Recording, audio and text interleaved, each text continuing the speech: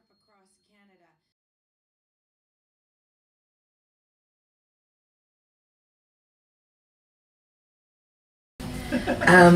So Margaret Code was on the train, but I think are we saving her poem for the open mic, Bunny, or can she read as part of the, let her read as part. If you've got your PoeTrain, Margaret Code, I'd like to welcome you up, and we've got the PoeTrain book here, so we'll give it up for Margaret Code, who was also on PoeTrain.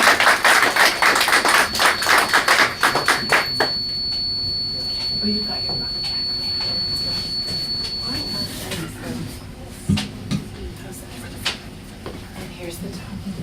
Thank you. Happy Valentine's Day, everybody. Brochure boasts. Explore beauty in motion, comfort in motion, fantasy in motion, showers in motion. Experience the grandeur of Canada, the boreal forest, glittering lakes, breathtaking Rockies, unparalleled rhythms of showers in motion. Travel in style, spectacular views from Halifax to Vancouver, lobsters, ghost ships, the soothing rhythms of fantasy and showers in motion.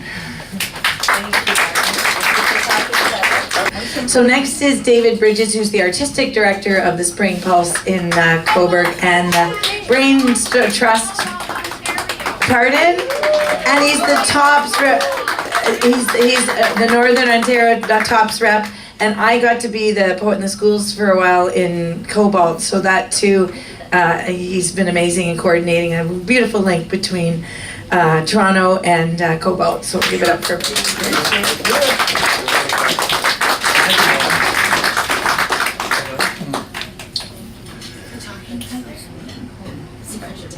I am a train. I am a train carrying an 11-year-old northern boy to Toronto. I am a train whose forever spirit name is Journey. I am a train traversing wilderness of words. I am a train seeking headlights of truth to stay on track. I am a train whistleblowing for a world derailed. I am a train conductor of a rock and roll symphony. I am a train hurtling steel into snow track space. I am a train, geography's constant artistic visitor. I am a train giving Group of 7 a painted gift from a Lake Superior lone pine tree canvas. I am a train beast who bloodies many a moose. I am a train hearing ghosts of horses galloping. I am a train defiantly romantic on once CPR and CN continental tracks as memory caboose rusts. I am a train passing Winnipeg train station railway museum, where the pioneering engine, the Countess of Dufferin, who arrived in 1877, rests in a silent shrine. I am a train flattered by a pink evening prairie sky. I am a train terrifying herds of buffalo. I am a train near Blackfoot teepees, fire pits, buffalo bones, babies awakened not by raven's caw, but a new horizontal flying machine of progress. I am a train of black-only porters with decades of blistered reminders, lifting money-class suitcases.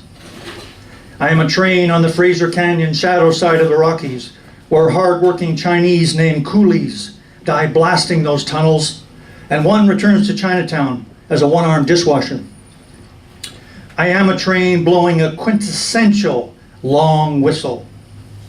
I am the Canadian train riding the roots of a nation forged by the rail and its way.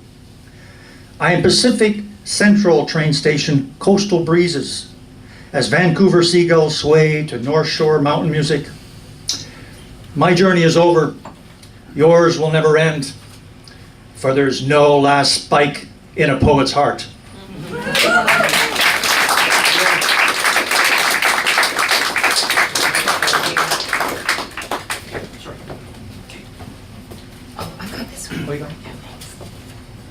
So, J. Tate Barlow is next on this. Is he here? Judy. Is Judy here? Sorry. Okay, so next up will be Patrick Connors, one of the organizing team.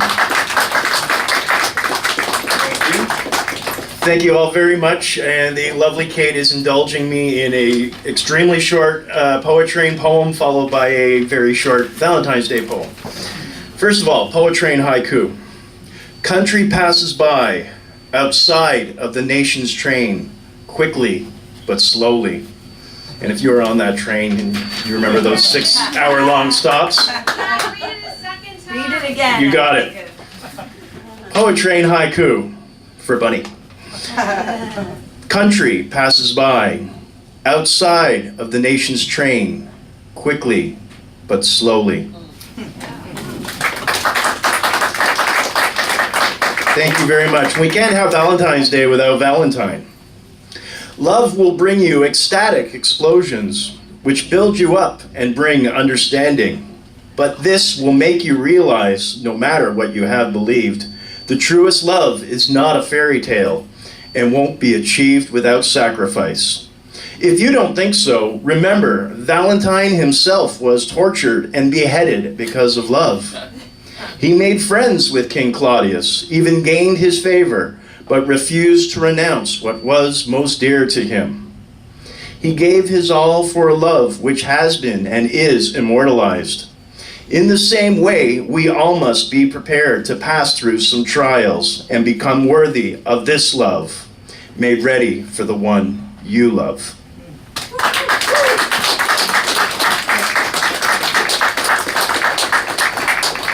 Thank you. Is there feedback bothering people in the back?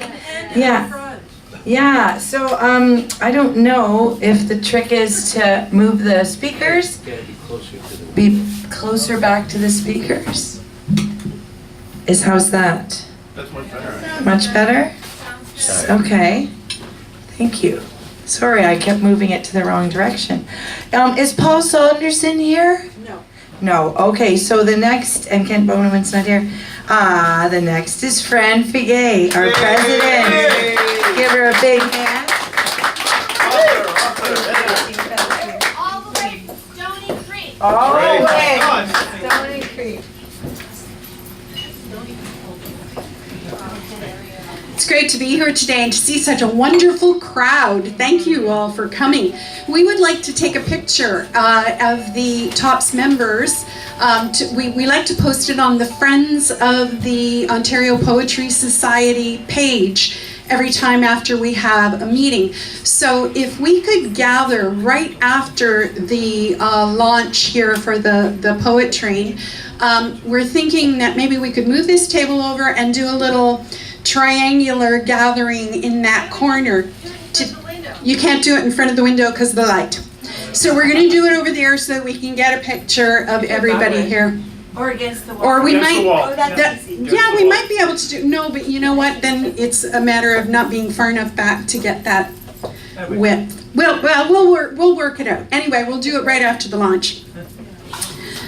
We had a robot poet on with us called the Culture Bot, and the Culture Bot was programmed with the writings of David Thompson, and it would spit out these little bits of verse that from David Thompson's diaries.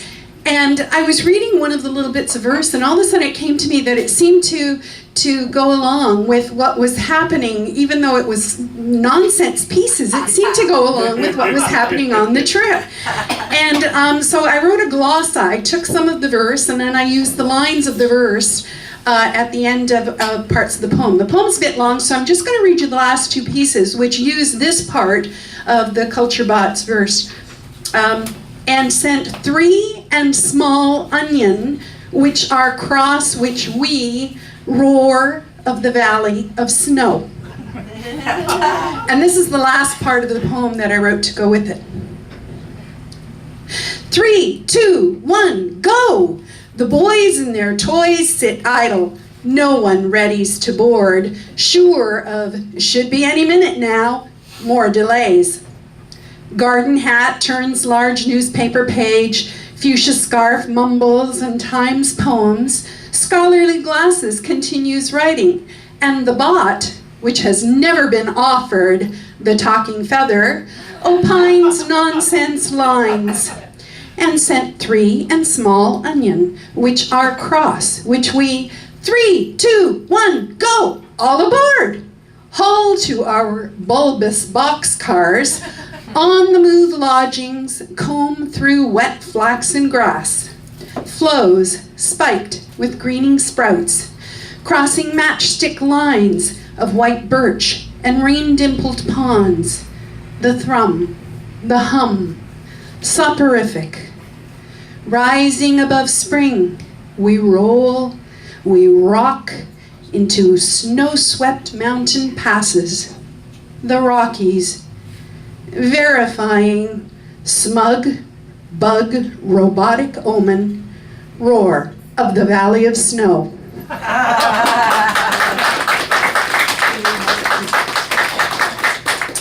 And then I'm going to read my Valentine's poem called Don't Worry, I Don't Love You. If I loved you, brushing my teeth, I'd imagine your impudent smile beaming back at me from the mirror after a successful sneak poke attack. If I loved you, mopping the floor, I'd picture your long, elegant feet peeking from jeans, bright against the dark hardwood. If I loved you, the scent of hand lotion would recall your strong, slipped hands massaging my back and neck, tingling me from head to toe. But I don't love you. I know we're just friends. If I loved you, pulling my nightie from the dryer, I'd think of you sleeping naked, the furnace of your body spooned to mine.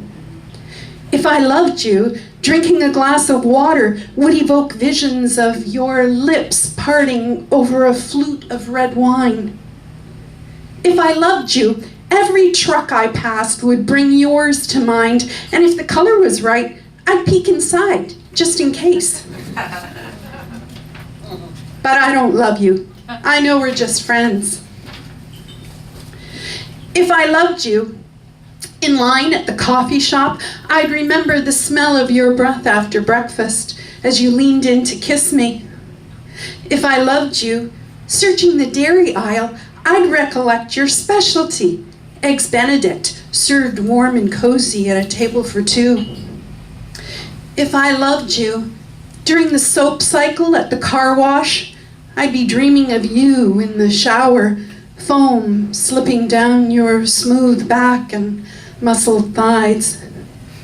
But don't worry, I don't love you.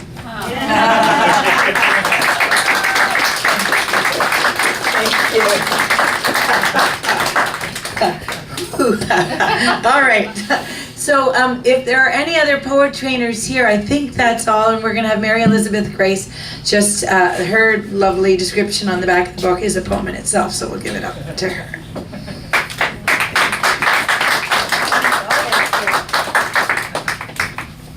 Thanks. I had fun writing a piece for the. Okay, I had a lot of fun writing the piece for the PoeTrain. My passion for poetry, my passion for Canada, but it certainly doesn't exceed David's passion that brought us all together and created such an amazing community. So I'll just read this for you. This spring, a train full of poets rode the rails, riffing, reveling, and rendering their inner landscape alive with words. To travel the rails, city to city, sea to sea, across this vast beauty, Canada, is a perfect symbol of the boundless language of poetry, to express who we are. It is also a journey of connecting, which is poetry's ultimate quest and its ultimate contribution.